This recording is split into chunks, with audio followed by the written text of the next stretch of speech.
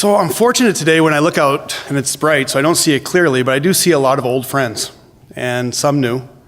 And the old friends will know that I'm still in process.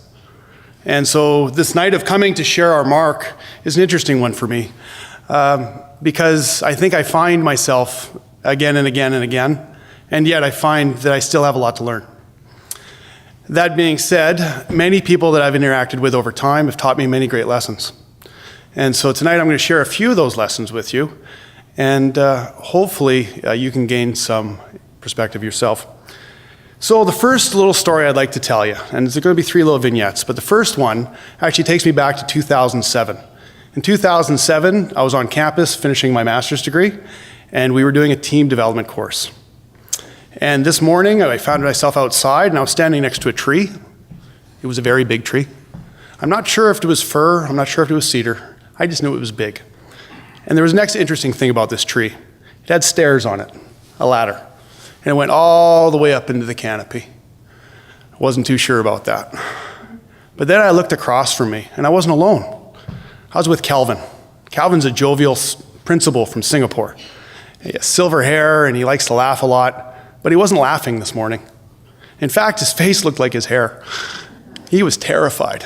Because you see, we weren't only supposed to go up that ladder. We were supposed to go out onto these little tiny wires as well. And I was his partner. So at that point, I realized I probably shouldn't tell Calvin I'm scared of heights too. So I looked Calvin in the eye and we said, we're going to do this. And he said, yeah, we're going to do this. I said, okay. And so, encouraging Calvin, I said, well, let's get going up this ladder. And I'm watching his hand placements. He's watching me. We're watching each other. We're talking. And we get up to the top of the ladder. We're there. Calvin looks at me dead serious in the face, stares right in my eyes. And he looks at me and he goes, Ryan, for the next few minutes, you're going to be closer to me than my wife. You see, we weren't done. We now had to walk on the wires. And so we can't do this alone. We really can't do this alone. So I take my hand out. I say, Calvin, give me your hand. Oh, I should probably say one other thing. The wires aren't parallel. They move apart. Okay, and they go way out. And so I said, give me your hand. And so he gives me his hand, and I shimmy one foot out of the edge. And I say, okay. And now we're both looking at the tree, because we have the other hand still on the tree. The other hand comes up. So we're holding on to each other. We're good, right? Well, what happens when you sit back on a wire and you're holding on to another human being? It moves, and it shakes, and it's going all around. So, uh-oh, we got to lean into each other. Calvin, lean in. And so he leans in a little bit, and I lean in a little bit, and we get a little more trust in each other. I said, okay, we better start moving. We might not be up here long. So we start shimmying out. And I start saying to myself, Ryan, lean in. I'm not leaning in. And then I say out loud, Calvin, lean in. And he leans in, and we get further and further out. And what do you know? Next thing you know, we're almost parallel before we fall in a race to the ground. At this point, I'm elated. Why? Because Calvin did it. Then I'm elated. I had no fear. Then lastly, I was excited because Calvin and I just shared something together that we never could have if we didn't go on that journey. And that opens me up to this next phase. A couple years later, I got to do a communication audit for ESPN. I should say I'm an old football coach. I got to do a communication audit for ESPN. I was excited. And I wanted to do really good. So I was thinking about me. And I got into that audit, and I got all their data, and I got all organized, and I'm going to get it all figured out, and I'm going to give them the best plan ever. And I was getting all caught in my head, and I was starting to get nervous. Can I pull this off? Can I do this? And then the client leaned into me. I had this wonderful meeting set up with the CFO of ESPN. And I'm coming in thinking, okay, I got to figure out their business model. I have to figure out how their business works, how the media environment's changing, and I get to learn all these things, and I have to figure out the stuff. And then she came in, and you know what she did? She was passionate, she was smart, she was excited, she embodied ESPN. She wasn't any CFO I'd ever met before. And she inspired me, because she said, Ryan, we need to get our team back in the game. And I need you to help us tell that story.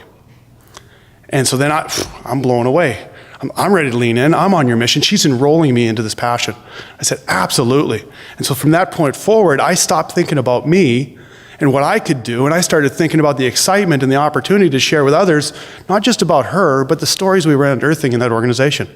They had a great story to tell, and I got to be part of it. So I'll take you forward just a little bit further. a couple years more, and I find myself in central Washington.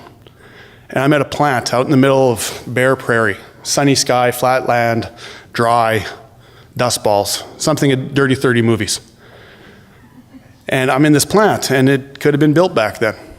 And I'm supposed to be doing focus groups. I was doing focus groups, not supposed to be. And I had a room full of potato peelers.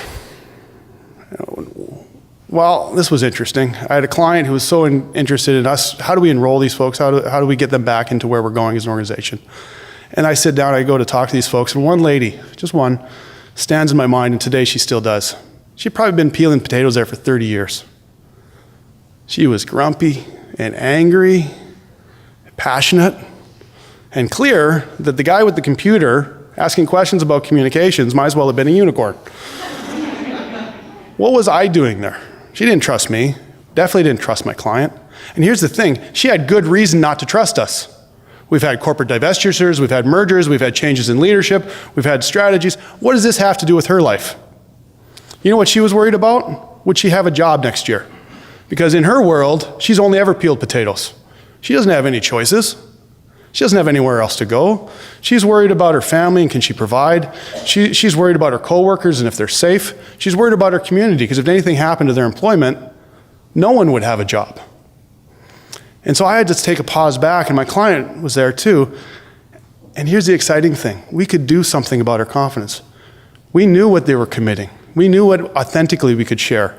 But we needed to know and understand where she was coming from first. So she inspired me to lean in with my client so we could really find some opportunities. And so with this, I just want to wrap it back around to say, at each of these points, I learned not about, well, I did learn about me because I learned that when I stopped thinking about me, I was able to be my best me. My nervousness, my expectation of performance went away. My passion and my focus on the other increased, and my insight into who they were and what they needed was much greater. And so on this night of making a mark and building a reputation, we all have a wonderful value to bring, but when we really start considering the other, we come to a place where we can really make an impact. So thank you very much, and enjoy the rest of the night.